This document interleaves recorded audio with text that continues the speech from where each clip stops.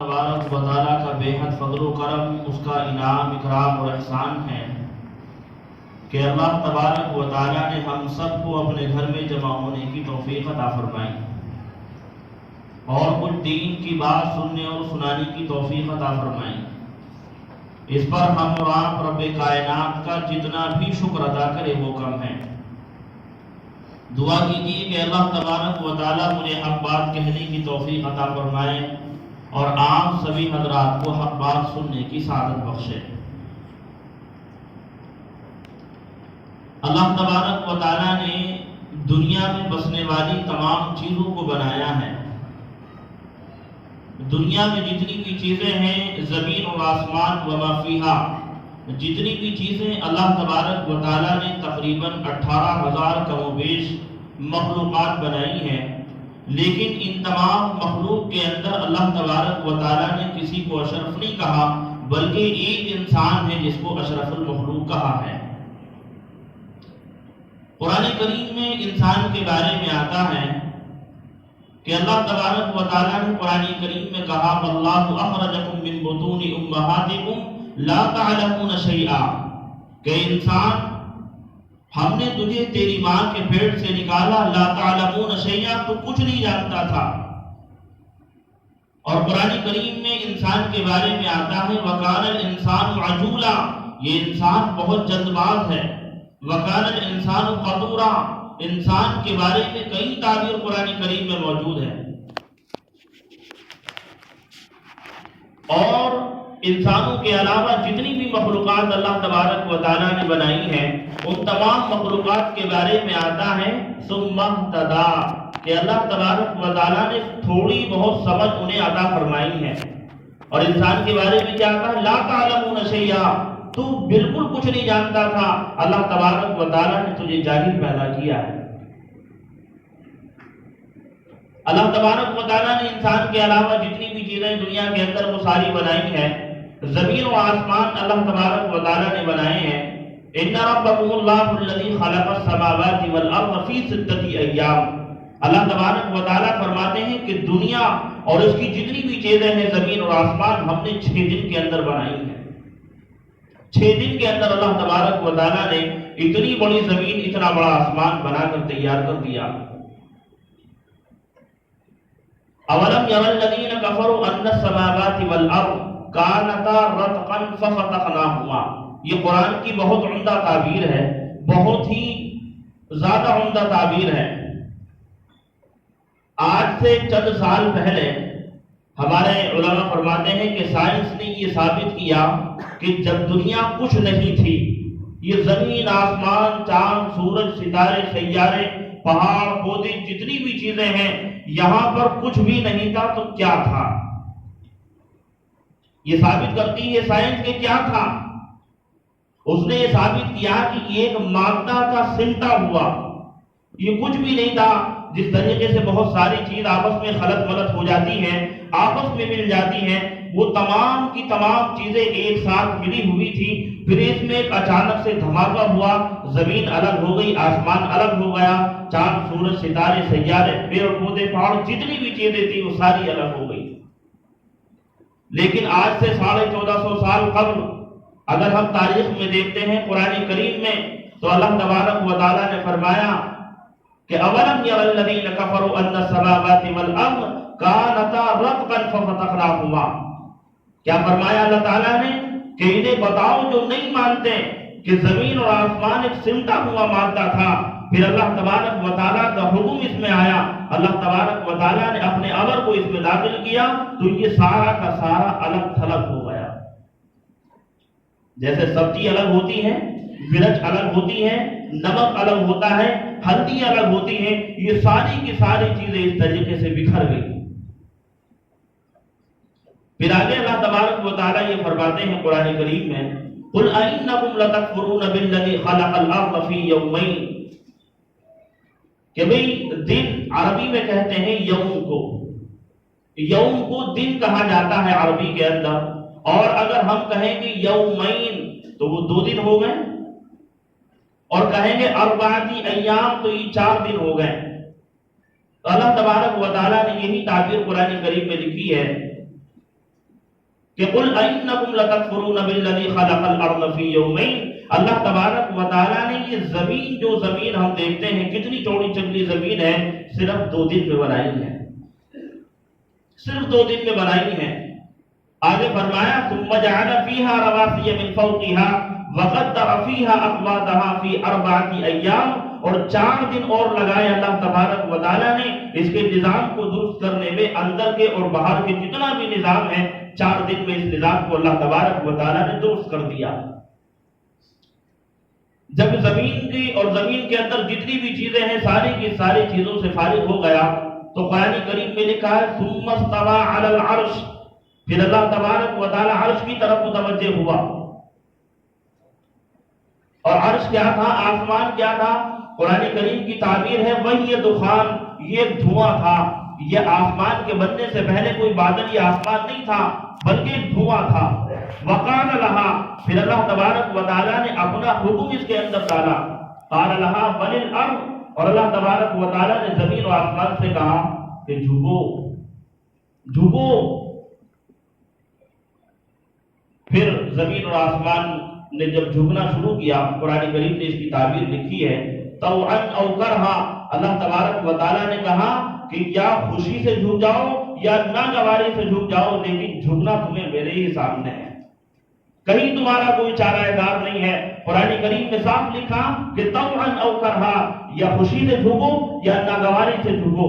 اور آگے زمین اور آسمان نے جو کہا کہ قالتا اتینا طائعین، اے اللہ ہم تیرے سامنے جھکتے ہیں، تیری فرما برداری کرتے ہیں، تیرے علاوہ ہمارا کوئی چارہ کار نہیں ہے۔ میرے بھائیو، بزرگ اور دوستو، یہ زمین اور آسمان کتنی بڑی ہے کہ ساری کی ساری اللہ کے ایک حکم پہ جھکنے کے لیے تیار ہو گئی، لیکن انسان تیار نہیں ہوا۔ گندے پانی سے بنا، ایک نطفے سے بنا، بدبو سے بنا انسان، یہ اللہ تبارک و تعالیٰ کی فرما برداری کرنے کے لیے تیار نہیں ہو رہا۔ قرآن کریم میں اللہ تبارک و تعالیٰ نے بہت سے جگہ ارشاد فرمایا زمین و آسمان کی تعبیر کے لیے کہ ان ربکم اللہ الذی خلق السماوات والارض فی 6 ایام یغشی اللیل النہار یطلبہ حثیثا الشمس والقمر والنجوم مسخرات بامرہ لا الشمس ينبغي لها ان تدرك القمر والجبال ارساها رفع سمكها فسواها۔ اللہ تبارک و تعالیٰ نے آسمانوں کو بلند کیا، وَأَغْطَشَ لَيْلَهَا وَأَخْرَجَ ضُحَاهَا وَالْأَرْضَ بَعْدَ ذَلِكَ دَحَاهَا أَخْرَجَ مِنْهَا مَاءَهَا وَمَرْعَاهَا۔ بہت ساری تعبیر ہے زمین و آسمان کو اللہ تبارک و تعالیٰ نے کس انداز سے بنایا ہے، کس انداز میں، کس سانچے میں ڈھالا ہے۔ جب زمین و آسمان بنا کے فارغ ہو گیا تو اللہ تبارک و تعالیٰ جو انسانی پروجیکٹ ہے، ہمیں اور آپ کو اللہ تبارک و تعالیٰ نے کس انداز میں بنایا ہے، کس طریقے سے بنایا، کس سانچے میں ڈالا ہے، قرآن کریم میں یہ ساری تعبیر بھی موجود ہے۔ لیکن اگر ہم اور آپ پڑھیں اور اس سے جو ہے ایک سبق لیں کہ اللہ تبارک و تعالیٰ نے ہمیں کس لیے پیدا فرمایا ہے۔ ہر انسان، دنیا میں بسنے والا کوئی بھی انسان ہو، خواہ وہ چھوٹا ہو یا بڑا، مرد ہو یا عورت، ہر چیز کی تحقیق کرتا ہے، ہر چیز کی حقیقت کو جاننے کی کوشش کرتا ہے۔ اگر کوئی مشین کسی انسان کے پاس لائی جائے تو انسان یہ سمجھتا ہے کہ بھئی اس مشین کے اندر کون کون سے پرزے فٹ کیے گئے ہیں، اس کی تحقیق میں گھستا ہے، اس کی حقیقت جاننے کی کوشش کرتا ہے۔ لیکن اللہ تبارک و تعالیٰ نے انسان کو کس طریقے سے بنایا ہے، اپنی حقیقت سے یہ انسان بالکل غافل ہے، بالکل غافل ہے۔ قرآن کریم میں اس کی تعبیر ہے کہ قرآن کریم میں اللہ تبارک و تعالیٰ نے بتایا کہ انسان کو کس طریقے سے پیدا کیا۔ وَلَقَدْ خَلَقْنَا الْإِنسَانَ مِنْ سُلَالَةٍ مِنْ طِينٍ، مٹی سے نکالا، ثُمَّ جَعَلْنَاهُ نُطْفَةً فِي قَرَارٍ مَكِينٍ، ماں کے پیٹ میں ٹھہرایا پانی بنا کے، ثُمَّ خَلَقْنَا النُّطْفَةَ عَلَقَةً، پھر اسے ایک جوگ بنایا، فَخَلَقْنَا الْعَلَقَةَ مُضْغَةً، پھر اسے ایک لوتھڑا بنایا، فَخَلَقْنَا الْمُضْغَةَ عِظَامًا، پھر اس میں ہڈیوں کو پرویا، فَقَسَمْنَا الْعِظَامَ لَحْمًا، پھر اللہ تبارک و تعالیٰ نے اپنے حکم سے اس کے اوپر گوشت کو چڑھایا، فَقَسَمْنَا الْعِظَامَ لَحْمًا ثُمَّ أَنشَأْنَاهُ خَلْقًا آخَرَ، اس کے بعد اللہ تبارک و تعالیٰ نے ہمیں اور آپ کو یہ شکل صورت عطا فرمائی۔ کس طریقے سے اللہ تبارک و تعالیٰ نے بنایا ہے۔ ایک انسان اپنی حقیقت کو جانے کہ ماں کے پیٹ رحم کے اندر اللہ تبارک و تعالیٰ نے ہڈیوں کے فولڈر ڈھانچے کو کہاں سے داخل کر دیا۔ یہ تو ہم اور آپ نے داخل نہیں کیا، نہ ہماری طاقت اور قوت کہ ہڈیوں کے فولڈر ڈھانچے کو ماں کے پیٹ رحم کے اندر کیسے داخل کر سکتے ہیں۔ اس کی حقیقت کو جاننے کی کوشش کریں کہ اللہ تبارک و تعالیٰ نے یہ بالوں کا مٹیریل، یہ دانتوں کا مٹیریل، یہ ماں کے پیٹ رحم کے اندر کہاں سے داخل کر دیا۔ اللہ تبارک و تعالیٰ نے یہ عقل سلیم ماں کے پیٹ رحم کے اندر کہاں سے داخل کر دی۔ اللہ تبارک و تعالیٰ نے یہ گوشت کا لوتھڑا ماں کے پیٹ رحم کے اندر کہاں سے داخل کر دیا۔ یہ اللہ کی قدرت ہے، ہماری تمہاری سمجھ میں آنے والی چیز نہیں ہے، بلکہ اللہ کے ہونے کا یقین ہمارے دل میں آ جائے، اس چیز کی محنت کرنی ہے۔ کبھی ثم انشأناه خلقا آخر، پھر اللہ تبارک و تعالیٰ نے یہ شکل و صورت ہمیں عطا فرمائی ہے۔ فی ظلمات ثلاث، کہ اللہ تبارک و تعالیٰ نے 3 اندھیروں میں انسان کو بنایا ہے۔ ہم ایک اندھیرے میں کوئی چیز نہیں دیکھ سکتے، بنانا تو درکنار ہے کہ اللہ تبارک و تعالیٰ نے فی ظلمات ثلاث یصورکم امہاتکم خلقا من بعد خلق فی ظلمات ثلاث، کہ اللہ تبارک و تعالیٰ نے تمہاری شکلوں اور صورتوں کو 3 اندھیروں کے اندر بنایا ہے۔ یہ تو قرآن کریم کی تعبیر ہے، حدیث پاک کی بھی تعبیر ہے کہ اللہ کے نبی علیہ السلام نے بتایا ہے کہ انسان کو کس چیز سے پیدا کیا، انسان کو کس طریقے سے بنایا اللہ تبارک و تعالیٰ نے۔ حدیث میں کیا تعبیر ہے؟ یبنا آدم، اللہ تعالیٰ فرماتے ہیں آدم کے بیٹے، اے میرے بندے، جانتو لکا قرارا فی بطن امک، ماں کے پیٹ میں ٹھکانہ میں نے دیا، ماں کے پیٹ میں ٹھکانہ میں نے دیا۔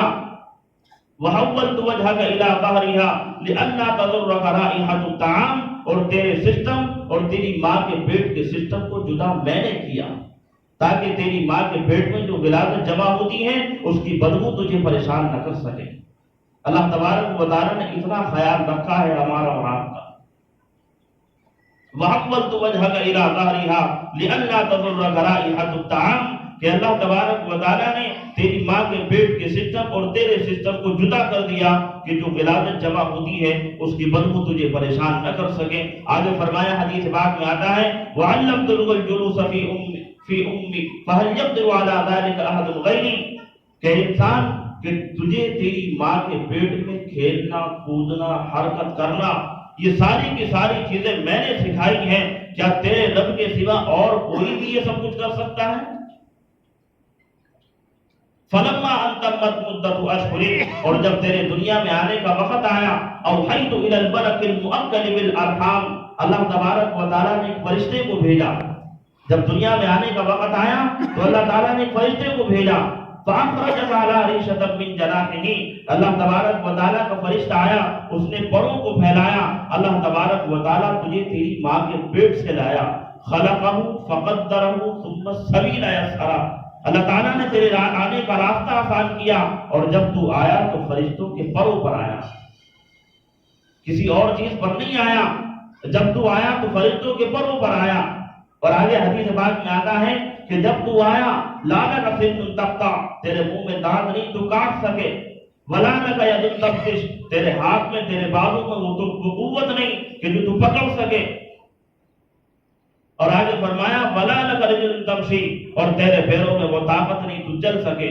اللہ تبارک و تعالیٰ حولین کاملین، 2 سال تک تیری ماں کی چھاتیوں سے تیرے چشمے، دودھ کے چشمے کو تیرے لیے نکالتا رہا، اور جب تو بڑا ہوا، جوان ہوا، جب تیرے بازوؤں میں طاقت آ گئی کہ تو پکڑ سکے، تیرے پیروں میں چلنے کی طاقت آ گئی تو چل سکے، اور تجھے اللہ تبارک و تعالیٰ نے ہر قوت سے مالا مال فرمایا، قوت شامہ، قوت گویائی، قوت بینائی، قوت باق، قوت جسمانی، جتنی بھی تمام قوتیں اللہ تبارک و تعالیٰ نے جب تجھے عطا فرما دی، بارستنی بالمعاصی یا عبد السوء، اے میرے بندے تو مجھ سے ہی غافل ہو گیا، اپنے رب سے ہی بغاوت کر بیٹھا، اپنے رب سے ہی بغاوت کر بیٹھا۔ یہ انسان کی ایک حقیقت ہے جو میں آپ کے سامنے بتا رہا ہوں۔ یہ ساری کی ساری چیزیں اللہ تبارک و تعالیٰ نے انسان کو عطا فرمائی ہیں، اور جب اس کی فرما برداری کا وقت آیا اپنے رب سے بغاوت کر بیٹھا۔ اپنے رب کے حکم کو ماننے سے انکار کر دیا۔ نماز کا پڑھنا، کبھی ایک فرض ہے نماز پڑھیں گے، نماز کا چھوڑنا، چلو انکار تو نہیں ہے کہ کوئی آدمی نماز نہیں پڑھتا مگر نماز کا انکار نہیں کر رہا، لیکن بار بار جان بوجھ کر کے نماز کو چھوڑنا یہ نماز کا انکاری ہے۔ اور اس کے علاوہ کیا ہے کہ بھئی ایک آدمی بار بار نماز نہیں پڑھتا اور انکار بھی نہیں کرتا اور بار بار جان بوجھ کر کے چھوڑتا ہے، گویا انکار ہے، تو اپنے ہی رب سے بغاوت کر بیٹھا۔ پھر آگے اللہ تبارک و تعالیٰ کی رحیم اور کریم ذات ہے، آگے فرمایا، حدیث پاک میں آتا ہے، اے انسان جب تو مجھ سے مانگے گا میں تجھے عطا کروں گا۔ ہم اور آپ اللہ کی کتنی نافرمانی کر لیں، کتنی بغاوت پر اتر جائیں، لیکن جب ہاتھ اٹھائیں تو اللہ ہاتھ خالی نہیں جانے دیتا۔ اے انسان تو دنیا بھر دے اپنے گناہوں سے، ایک مرتبہ اللہ تبارک و تعالیٰ سے معافی مانگ لے، اللہ تیرے سارے گناہوں کو معاف کر دے گا، لیکن معافی یقینی ہونی چاہیے۔ معافی یقینی ہونی چاہیے کہ اللہ آج سے میں نے اس گناہ پر توبہ کی، آج سے یہ گناہ زندگی میں کبھی نہیں کروں گا، اور نہ کرنے کی ہمت بھی ہونی چاہیے۔ مثال کے طور پر ایک انسان گھر میں ٹی وی رکھا ہے، ٹیلی ویژن اس کے گھر میں رکھا ہے، اور وہ یہ توبہ کرتا ہے، اللہ مجھے ٹی وی نہ دیکھنے کی توفیق عطا فرما، جتنے میں نے گناہ کیے ہیں ان تمام گناہوں سے مجھے نجات عطا فرما، ان تمام گناہوں کو میرے لیے جو ہے ختم فرما، ان تمام گناہوں سے میں توبہ کرتا ہوں، اے اللہ ان تمام گناہوں کو نیکیوں میں تبدیل فرما، اور پھر گھر جا کے ٹی وی چلانا شروع کر دیتا ہے، تو توبہ کہاں ہوئی؟ توبہ کہاں ہوئی؟ ایک انسان سود کا کام کرتا ہے، حج پر چلا جائے اور آ کر کے پھر سود کا کام کرنا شروع کر دے، توبہ کہاں ہے؟ توبہ تو وہ ہے جو اللہ تبارک و تعالیٰ سے ایک مرتبہ مانگ لی جائے اور اس پر اڑ جائے کہ آج کے بعد میں یہ گناہ نہیں کروں گا، آج کے بعد میں نماز نہیں چھوڑوں گا، یہ اللہ کا حکم اور نبی پاک علیہ الصلوۃ والسلام کا فرمان ہے۔ انسان کو اپنی حقیقت پر غور کرنا چاہیے اور پھر یہ سوچنا چاہیے کہ اللہ تبارک و تعالیٰ نے مجھے کس لیے پیدا فرمایا، دنیا میں آنے کا میرا مقصد کیا ہے۔ اللہ تبارک و تعالیٰ نے ایمان کی دولت سے مالا مال فرمایا ہے، ہمیں اور آپ کو ایمان دیا ہے۔ کیا ہے ایمان؟ دین کیا ہے؟ دین ہے اللہ کا حکم، نبی پاک علیہ الصلوۃ والسلام کے طریقوں پر چلنا، اللہ کا حکم مان کر نبی پاک علیہ الصلوۃ والسلام کے طریقوں پر چلنا، یہ دین ہے۔ ایمان کیا ہے؟ ایمان سچائی کا راستہ دکھاتا ہے، ایمان دیانت داری کا راستہ دکھاتا ہے، ایمان جو ہے امانت داری کا راستہ دکھاتا ہے۔ ہم ایمان والے ہیں لیکن ان راستوں پر نہیں چلتے، یہ بڑی ناانصافی ہے، اور مسلمان کا کام کیا ہے؟ انصاف کرنا، اور ہم اور آپ دن بدن ناانصافی کرتے ہیں، تو اس سے بڑی بغاوت اور کیا ہو سکتی ہے؟ اس سے بڑی بغاوت اور کیا ہو سکتی ہے؟ ایمان کیا ہے؟ ایک حدیث پاک میں آپ حضرات کو سناتا ہوں، ایمان کی ساری چیزیں اس میں آ جائے گی، ابھی ٹائم ہے تھوڑا بہت، ایمان کی ساری چیزیں اس میں آ جائے گی۔ ایک وقت آیا حضرت علقمہ بن حارثہ رضی اللہ تعالی عنہ کا نبی پاک علیہ الصلوۃ والسلام کے پاس آنے کے بعد اللہ کے نبی علیہ الصلوۃ والسلام بیٹھے ہوئے تھے، اللہ کے نبی علیہ الصلوۃ والسلام نے ان سے پوچھا کون لوگ ہو؟ کہا ایمان والے مومن۔ اللہ کے نبی علیہ الصلوۃ والسلام نے فرمایا اچھا بتاؤ تمہارے ایمان کی کیا علامت ہے؟ کیا علامت ہے تمہارے ایمان کی؟ کہ 15 خصلۃ، یا رسول اللہ 15 باتیں ہمارا ایمان ہے۔ کتنی باتیں؟ کہ 15 باتیں ہمارا ایمان ہے۔ رسول اللہ 5 آپ نے بتائی، 5 صحابہ نے بتائی، اور 5 ہم پہلے سے کرتے ہیں۔ 15 باتیں ہمارا ایمان ہے۔ اچھا میں نے کیا بتائی؟ پیارے نبی نے پوچھا اچھا میں نے کیا بتائی؟ نؤمن باللہ وملائکتہ وکتبہ ورسلہ وبالبعث بعد الموت۔ یا رسول اللہ ہمارا اس پر ایمان ہے، اللہ کا شکر ہے کہ ہم اللہ پر ایمان لاتے ہیں، اس کے فرشتوں پر ایمان لاتے ہیں، اس کی کتابوں پر، اس کے رسولوں پر، اور موت کے بعد اٹھائے جانے پر بھی ہمارا ایمان ہے، اللہ کا شکر ہے۔ اچھا میرے صحابہ نے کیا بتائی؟ یا رسول لا الہ الا اللہ کی گواہی دینا، اللہ کا شکر ہے ہمارا اس پر ایمان ہے۔ نماز پڑھنا، اللہ کا شکر ہے ہمارا اس پر ایمان ہے۔ روزہ رکھنا، اللہ کا شکر ہے ہمارا اس پر ایمان ہے۔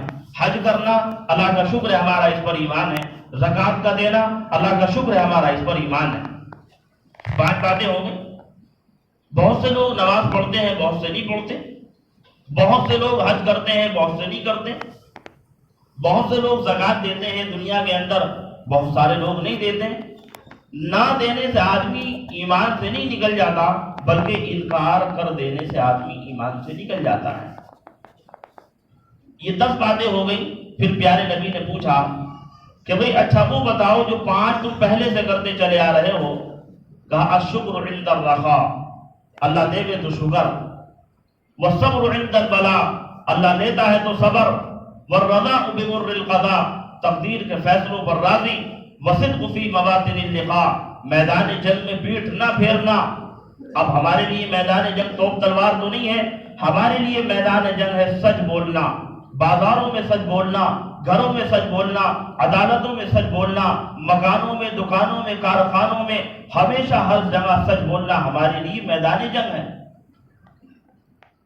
وَتَرْكُ الشَّمَاتَةِ بِالْمُصِيبَةِ إِلَىٰ حَلَّتْ بِالْعَطَاءِ، اور 5واں نمبر ہے کہ دشمن کی تکلیف دیکھ کر بھی خوش نہ ہونا۔ دشمن کی تکلیف دیکھ کر بھی خوش نہ ہونا۔ ہم تو اپنے بھائی کی تکلیف دیکھ کر بھی خوش ہو جاتے ہیں کہ میرا بھائی چلو کم سے کم کام اس کا سلو چل رہا ہے، میرا اچھا چل رہا ہے، میرے پاس پیسہ زیادہ ہے، میں امیر ہوں، میرا مکان بھی اونچا ہے، ہمیشہ گھروں میں خوشحال رہتا ہوں، بیوی بچے خوشحال ہیں۔ ایک کہاوت ہے کہ بھی آدمی اپنے دکھ سے اتنا پریشان نہیں ہوتا جتنا دوسرے کے سکھ سے پریشان رہتا ہے۔ اپنے دکھ کی کوئی پریشانی نہیں ہے، گھروں میں کھانا نہیں بن رہا، کوئی دقت والی بات نہیں ہے، لیکن اس کے گھر میں کھانا کیوں بن رہا ہے؟ اپنے دکھ سے پریشان نہیں، دوسرے کے سکھ سے پریشان ہے۔ اللہ ہمیں سمجھ کی توفیق عطا فرمائے۔ تو یہ 15 باتیں ہو گئی۔ پھر اللہ کے نبی علیہ السلام نے کہا کہ واہ واہ واہ واہ، بہت عالیشان لوگ ہو، بہت عالیشان لوگ ہو، 5 اور لے لو ایمان مکمل۔ کیا کہا پیارے نبی نے کہ 5 اور لے لو ایمان مکمل۔ پہلی، لا تمنوا ما لا تسكنون، جہاں رہنا نہیں وہاں بڑے بڑے گھر نہ بناؤ، جہاں رہنا نہیں وہاں بڑے بڑے گھر نہ بناؤ۔ اللہ کے نبی علیہ السلام گھر بنانے سے نہیں روک رہے بلکہ فضول خرچی سے روک رہے۔ زیادہ بڑے بڑے گھر نہ بناؤ، فرعونی محلات نہ بناؤ۔ ضرورت ہے، پرندہ بھی اپنا گھونسلہ بناتا ہے، پرندے کو بھی اپنے اثر ڈھکنے کے لیے کوئی چھت چاہیے، انسان کو بھی چھت کی ضرورت ہوتی ہے۔ ضرورت ہے، ضرورت کے مطابق بناؤ، زیادہ فرعونی محلات نہ بناؤ۔ نمبر 2 پر فرمایا لا تجمعوا ما لا تاکلون، کہ جسے استعمال نہیں کرنا اسے روک کے مت رکھو، جسے استعمال نہیں کرنا اسے روک کے مت رکھو۔ کسی ضرورت مند کو دے دو، کسی سائل کو دے دو، فقیر کو دے دو۔ اگر اپنے پاس زیادہ ہے تو کسی ضرورت مند کو دے دو، اس کی ضرورتیں پوری ہو جائیں۔ جب تمہاری ضرورت ہے تو لے لینا۔ نمبر 3 پر فرمایا لا تنافسوا فيما غدا عنه تزولون، کہ جس دنیا کو ہمیشہ چھوڑ کر جانا ہے اس کی دوڑ نہ لگاؤ۔ آج ہر انسان دنیا کے پیچھے دوڑ رہا ہے، دنیا کے پیچھے دوڑ، ہر انسان کی دوڑ جو ہے کہ میں آگے نکل جاؤں، میں آگے نکل جاؤں، اسی چکر میں انسان کی زندگی ختم ہو جاتی ہے، اور ایک دن آ جاتا ہے کہ لا الہ الا اللہ محمد رسول اللہ صلی اللہ علیہ وسلم، اور اللہ کو پیارا ہو جاتا ہے۔ اللہ ہمارا ایمان پر خاتمہ نصیب فرمائے۔ کہ لا تنافسوا فيما غدا عنه تزولون، کہ جس دنیا کو چھوڑ کر کے جانا اس کی دوڑ نہ لگاؤ۔ نمبر 4 پر فرمایا واتقوا اللہ الذی الیہ تحشرون، جس اللہ کے سامنے جانا ہے اسے حیا کرنا، شرم کرنا۔ کہ دنیا کے اندر انسان سود بھی کھاتا ہے، حرام بھی کھاتا ہے، ساری چیزیں کرتا ہے، دوسروں کو دھوکہ بھی دیتا ہے، دوسروں کے امانتوں میں خیانت بھی کرتا ہے، کہ بھئی اس اللہ کے سامنے جانا ہے اسے حیا کرنا، شرم کرنا۔ دنیا کے اندر ایسے کام کر کے جاؤ کہ اللہ کے یہاں منہ دکھانے کے لیے کچھ وقت باقی رہ جائے۔ ہم آخرت کی تیاری کر کے اس دنیا سے جائیں گے تو اللہ تبارک و تعالیٰ کے فرشتے مرحبا مرحبا، آئیے آئیے، اور نہیں کر کے جانے کے۔ ایک مثال سے میں آپ حضرات کو سمجھاؤں کہ انسان کو کسی شادی میں یا کسی فنکشن میں جانا ہو تو انسان تیار ہو کر کے جاتا ہے، اچھے کپڑے پہن کر کے، اچھے جوتے، اچھی، کہ بھئی اتنے سج سور کے جاتا ہے کہ میں اچھا دکھوں، خوبصورت دکھوں، سب سے پہلے نمبر پر مجھے جگہ دی جائے۔ انسان دنیا کی شادیوں کی اتنی فکر کرتا ہے، لیکن آخرت میں جب جانا ہے، دنیا کو چھوڑ کر کے جانا ہے، ہمارے بڑے بھی چلے گئے، ایک دن ہمیں بھی جانا ہے، تو جس اللہ کے سامنے جانا ہے اس سے حیا کرنا، شرم کرنا کہ اللہ تبارک و تعالیٰ کو ایک نہ ایک دن ہمیں بھی منہ دکھانا ہے۔ اور نمبر 5 پر فرمایا وَارْغَبُوا فِي مَا غَدًا إِلَيْهِ تَصِيرُونَ وَفِيهِ تَخْلُدُونَ، کہ جس جنت میں جا کے ہمیشہ رہنا ہے اس کی رغبت اور شوق رکھنا، اس کی رغبت اور شوق رکھنا کہ اللہ تبارک و تعالیٰ کی جنت میں بھی جانا ہے۔ انسان کو جو چیز محبوب ہوتی ہے وہ اس کا شوق ضرور رکھتا ہے۔ مثال کے طور پر ہمیں کوئی گاڑی چاہیے تو ہمارے دل میں شوق ہوگا، اے اللہ ہمارا کوئی ایسا نظام بنا دے کہ یہ گاڑی مجھ تک پہنچ جائے یا میں اس گاڑی تک پہنچ جاؤں، تو ہمارے دلوں میں رغبت اور شوق رہتی ہے۔ وَارْغَبُوا فِي مَا غَدًا إِلَيْهِ تَصِيرُونَ وَفِيهِ تَخْلُدُونَ، کہ جس جنت میں جا کے رہنا ہے اس کی شوق اور رغبت رکھنا۔ یہ ساری کی ساری باتیں اس قافلے نے بتائی، اس وقت نے بتائی۔ اللہ کے نبی علیہ السلام کو بڑی خوشی ہوئی، اور اگر یہ 20 علامات ہمارے اندر بھی پیدا ہو جائے تو یقیناً اللہ کے نبی علیہ السلام کو بڑی خوشی ہوگی کہ بھئی ہم دنیا میں ایسے کام کر کے جائیں کہ دنیا ہمیں یاد رکھے، آخرت میں بھی ہمارے تذکرے ہوئے، ایسے کر کے نہ جاوے کہ بھئی دنیا میں جو ہے انسان مر گیا اور مرنے کے بعد کہ جلدی لے چلو جلدی لے چلو، اور ادھر فرشتے انتظار کر رہے ہیں کہ بھئی آ گئے تو ہم اس کو جکڑے زنجیروں میں، ہم اس کو ہتھکڑیاں پہنائیں، ہم اس کو پکڑ کے لے جائیں، ہم اس کو سزا کا حقدار بنائیں۔ جی ایسے بن کے جاؤ کہ اللہ تبارک و تعالیٰ کے فرشتے مرحبا مرحبا کہہ رہے ہوں۔ اللہ تعالیٰ ہمیں سوچنے اور سمجھنے کی توفیق عطا فرمائے۔ ہماری